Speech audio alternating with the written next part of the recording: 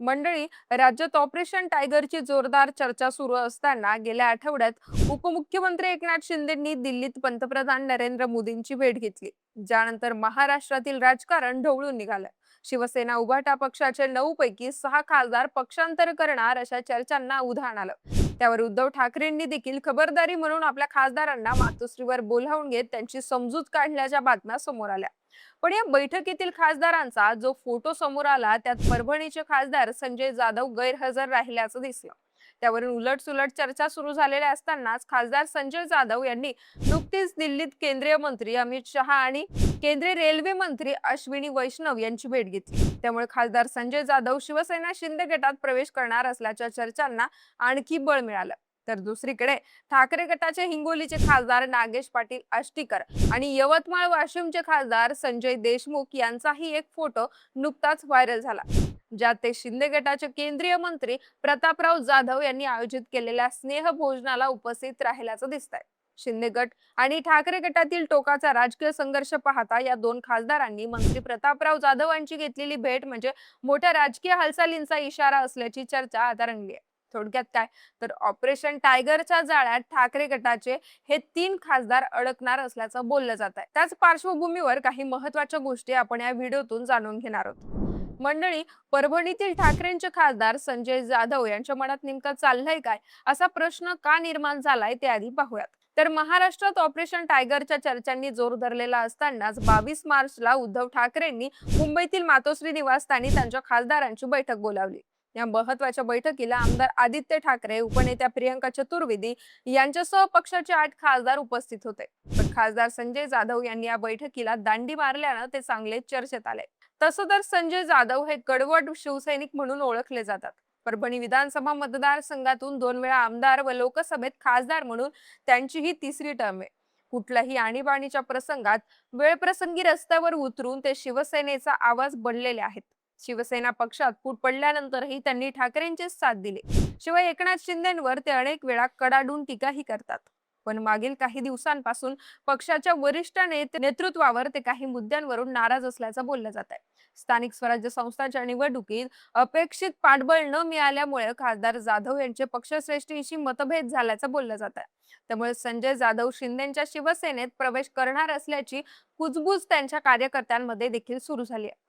त्यांनी पुढील निर्णयांसंदर्भात कार्यकर्त्यांची मतं जाणून घेतल्याच्याही बातम्या माध्यमांमध्ये आल्या. दरम्यान ऑपरेशन टायगर विषयी खासदार जाधव यांना प्रश्न विचारल्यानंतर त्यांनी ऑपरेशन टायगर फेल असल्याचं सांगितलंय.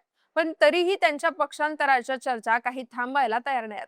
कारण आधी ठाकरेंच्या बैठकीला मारलेली दांडी आणि आता खासदार जाधव यांनी थेट केंद्रीय गृहमंत्री अमित शहा आणि केंद्रीय रेल्वे मंत्री अश्विनी वैष्णव यांची भेट घेतली. सोशल मीडियावर या भेटीचे फोटो व्हायरल होत असून खासदार जाधव यांच्या मनात नेमकं काय चाललंय याबद्दल त्यांच्या कार्यकर्त्यांमध्ये देखील संभ्रम निर्माण होतोय.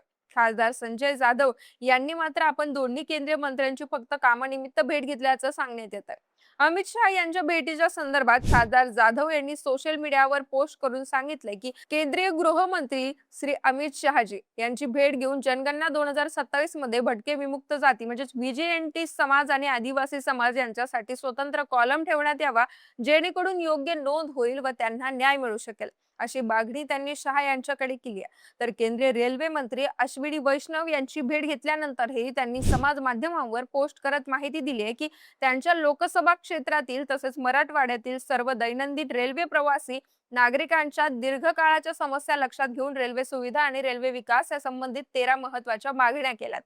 मंडळी, खासदार जाधव त्यांनी घेतलेल्या भेटी संदर्भात अशी माहिती देत असले तरी प्रत्यक्षात ते ऑपरेशन टायगरचा हिस्सा होणार असून मंत्रिमंडळात फिल्डिंग लावण्यासाठी त्यांच्या या भेटीगाठी सुरू असल्याचे आरोप त्यांच्यावर केले जात आहेत.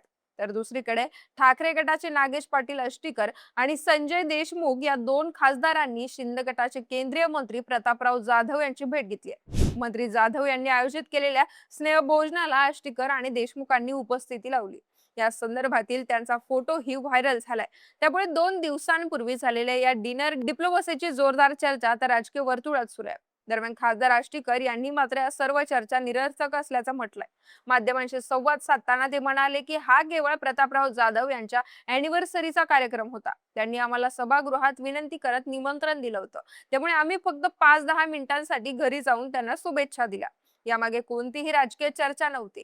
तसंच एकाच सभागृहात काम करत असल्यानं सुखदुःखात भेटणं स्वाभाविकच आहे. ऑपरेशन टायगरमध्ये कुठलीही सत्यता नसून आम्ही मातोश्रीशी एकनिष्ठ आहोत आणि राहणार असल्याचं खासदार आष्टीकर यांनी सांगितलंय. तर ठाकरेंच्या कार्यकर्ते म्हणतायत की ऑपरेशन टायगर वगैरे नावाचा फुगा दर 2 महिन्यांनी फुगतो आणि फुटतो, यात काहीच दम नाहीये.